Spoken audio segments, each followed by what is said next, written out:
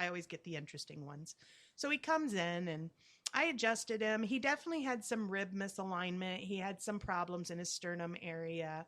And as we were talking, he started to relay to me this story of what had happened. And in his mind, this was the defining moment of what caused this pain for him.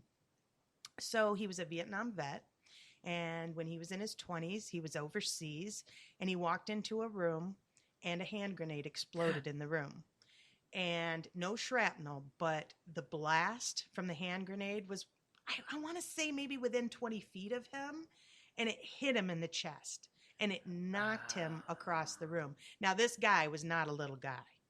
This man at 60 was probably a full 6'1", probably 225 So pounds. he was a hefty solid, dude when he was in the service. Absolutely huge, solid guy. And this hand grenade, when it went off, knocked him 10, 12 feet across the room into the wall.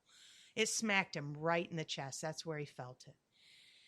And so he was telling me that, and I was like, And so the second time he came in, I was adjusting him, and it wasn't much better. Like, he had felt better initially, but then it kind of, all came back, and it was just as bad as it ever was. And I said, that's just really strange that it wouldn't at least get a little better. Right. Like, it's still the like same. Like just break up a little bit or something. Like it was not at all. It was right back to the same old. He couldn't breathe real good. He just had trouble breathing and all of this.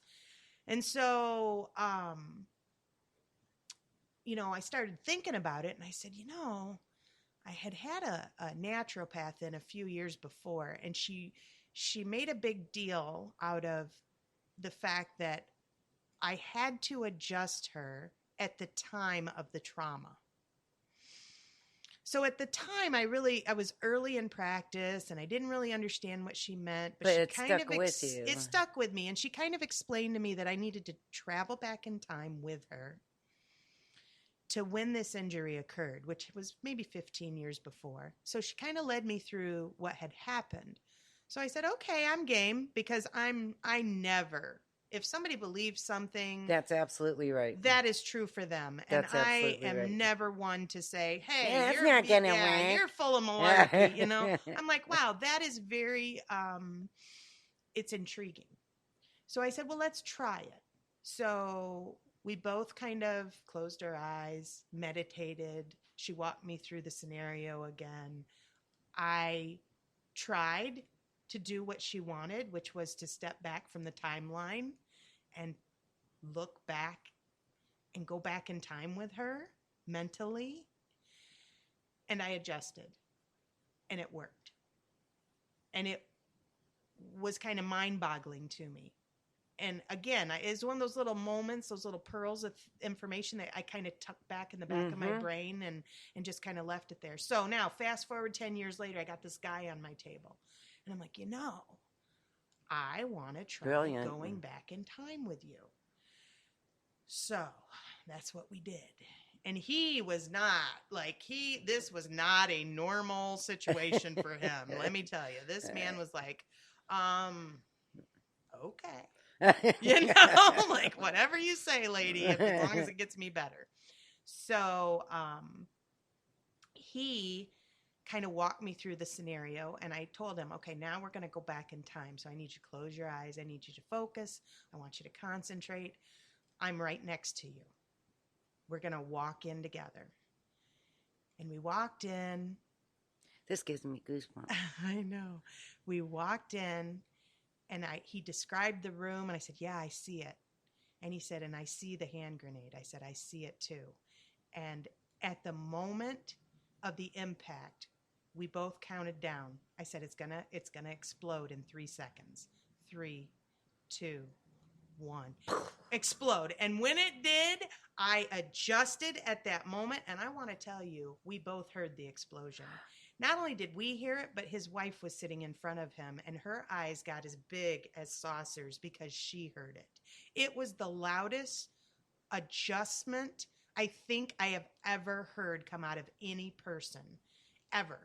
And it was like it just exploded. His chest exploded, and it just went open. and that rib popped right back into place, and it was like we reversed it. Wow. And it was so cool. So 40 years that had 40 been. Years. Isn't that something? Now, twist of events. He didn't need me anymore. Darn it. He didn't need me anymore. I've seen him occasionally, but he's been doing so Isn't good that ever since. He hasn't had the problems. It hasn't come back, as far as I understand, from his family members who I've run into. He's doing great.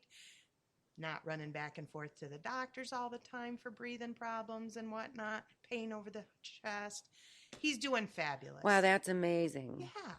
And that's all is really amazing. And truly, I mean, okay, did I travel back in time? I don't know. That's not something I even worry about. Right. Did we go back to that moment together when his body had this trauma and reversed the trauma out of him? I believe we did. Yes. I believe we did. And it's so amazing. And it's not anything I could document. No. You know, it's a story. But it's totally amazing. But it is totally amazing. All right, I have one for you. Mm-hmm. So we hold on to things like that. We hold on to problems until they manifest themselves in our bodies in some disease. Mm-hmm. So we take a perfectly healthy body, healthy brain, we run across some traumatic event that could not be traumatic to anybody else but you. Mm-hmm. And then we internalize it and focus on that problem so much and so long that we become ill. Absolutely. So here's what happened. This is years and years ago. I had a friend that when I was in real estate, and commissions are very tricky things. You get them or you don't. Sometimes you have to bargain or use that as a bartering chip to make the deal close. Mm-hmm. So you'll say, okay, I'll pay the closing costs. You can pay me in increments throughout the year to make that up. So I had a lady that worked with me that had these big condos for sale. Brand new buildings. The guy was a wheeler dealer, and wheeler dealers always make me very wary, and I get everything in writing. Mm-hmm. And at the time, it wasn't my company, so it wasn't my place to be telling her what to do. Mm-hmm. So I kept, saying, well, I don't know if I'd do it that way. She was giving away part of her millions of dollars of commission for these 2 condos. The builder was going to give her these 2 condos, blah, blah, blah. And then they were going to do this. And I said, it's too convoluted. You're spending all this money on advertising, and when it closes, you're not going to have anything to pay you back. And I said, I wouldn't do it. And I kept telling her I wouldn't do it. So fast forward, the condo sold. She had her 2. She was living in one. The guy that put the whole project together that kept saying, I'll do this, I'll do that, I'll do that. So he now owed her probably $500,000, maybe $250,000. And skipped town. Yeah. So she looked into it and found out that he had done this before. Why she didn't look into it to begin with was beyond me, because it was one of those too good to be true stories. Right. So anyway, she made it her life's work to find this guy and get her money. Oh, no. And she would let other deals go. She wasn't getting things straight. Everybody was picking up what she was. So she let him keep stealing from her. All right. She could have made that money up plus had she let. But no, it ruled her life. And it's all she could focus on. And she went from this really fun, nice, although a tad naive woman to a very vindictive person. And it was really sad watching this happen. And she would have that like resting bitch face, and from a happy woman. She was a happy woman. It ruined her. It did. It ruined her. And one day she was walking by my desk and she said, Deb, I found a lump in my breast. No history of breast cancer in the family. And she said, I think I probably should go to the doctor. And she lifted up her shirt, and there was a silver dollar size lump. Oh, my. And I went, oh, my God, you haven't been to the doctor yet? No, she ended up losing the condos, and they had to pay for medical bills and stuff because you don't have insurance. And then she eventually died from cancer. That is awful. It is awful. So the moral of the story is not to hang on to negative. If Absolutely. There's somebody that you're mad at, if there's somebody that has hurt you, talk to them. Either that, or sometimes people are, I have had people in my life that it doesn't matter if I talk to them or not. They're no, still but it still makes terrible. You feel better. But what I have been able to do is to forgive them anyway. Right. Like to let go of that anger. So it's not bothering you because it's not bothering them. Exactly. That's the other thing.